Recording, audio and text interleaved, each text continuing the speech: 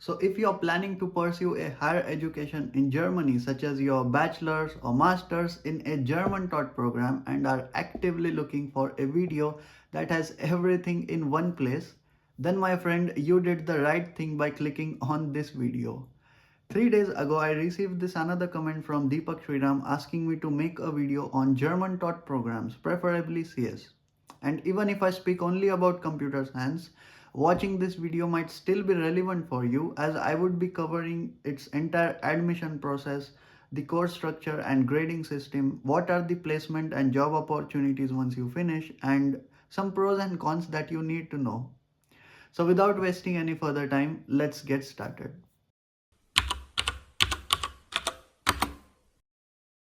So to get into a German taught bachelor's or master's program, here's what you need.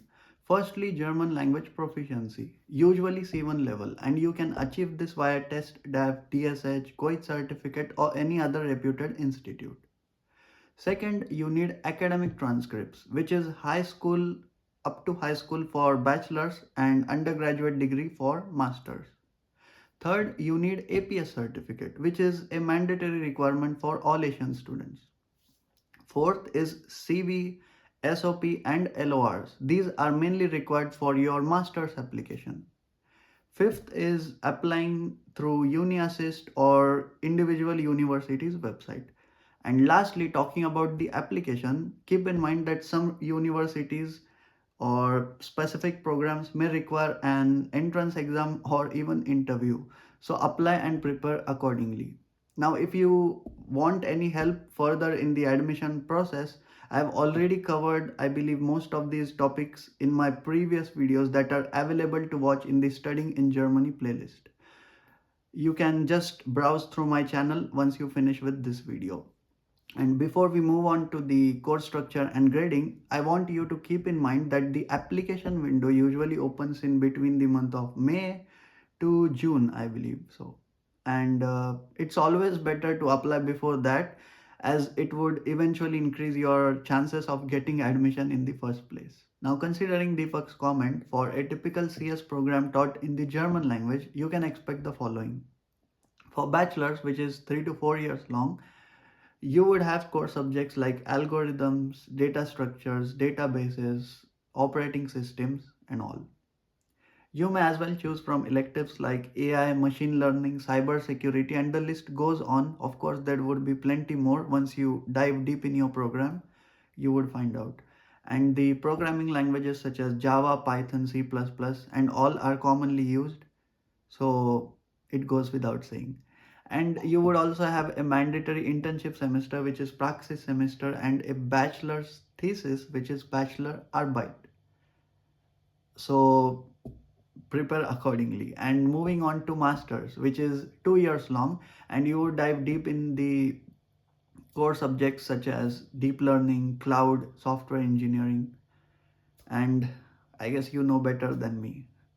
It is research oriented, and of course it would prepare you well for your academia as well as help you meet the industry standards. And master's thesis, which is master arbeit, is mandatory along with the internship, which you would do in probably your third or maybe fourth. Third, I guess, third semester. And the grading system is based on ECTS credits, which is the European Credit Transfer System. I've already covered a detailed video on that topic, so feel free to check that out after you finish this one. And you're graded from 1 to 5, with 1 being the best and 5 is fail. Many universities follow this, and mostly the exams are either open book or you directly have presentations or one-to-one oral exams. And just to give you an example, our artificial intelligence exam, even though I'm not in computer science, but we did have the subject of AI. So our exam, which took place last semester, was pretty much open book. We were of course not allowed to use the internet, but we could use our notes.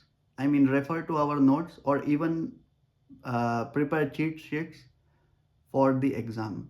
So I guess that's pretty much how it would be. It's supposed to be. And Germany has a strong demand for IT professionals, which I believe you must have read on the internet somewhere. But the truth is, even CS grads do have a good chance for full-time roles post-study. So many students receive their work offers during their internship semester or before thesis for collaborations.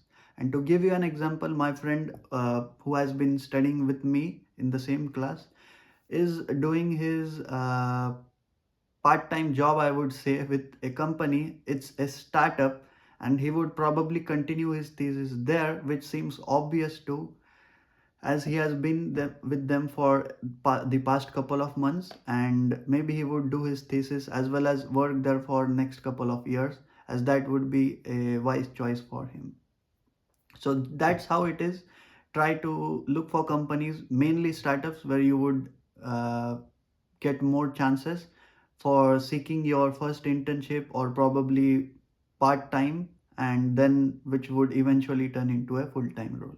And lastly, before I wrap up with this video, I have some pros and cons to discuss with you. Let's start with the pros first of studying a German taught program. Firstly, you don't have tuition fees at public universities. But I know you would say, if I study English taught program at public university, I wouldn't have tuition fees either. But my friend, the catch is, you would have full immersion of the German language if you study in German taught program. And that later on would help you get a full-time job, because by the end of your graduation, I'm pretty sure you would be familiar and have a strong command over the language. Well, you also have high quality of education in CS, or let it be any other niche. Learning in the German taught program is anyways going to be much better if you study in Germany. It makes sense.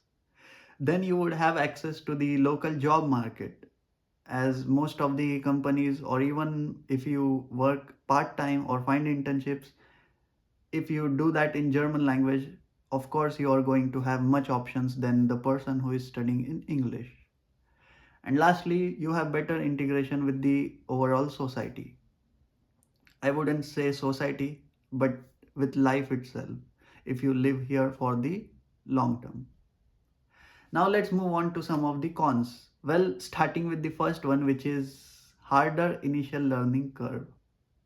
That's complicated.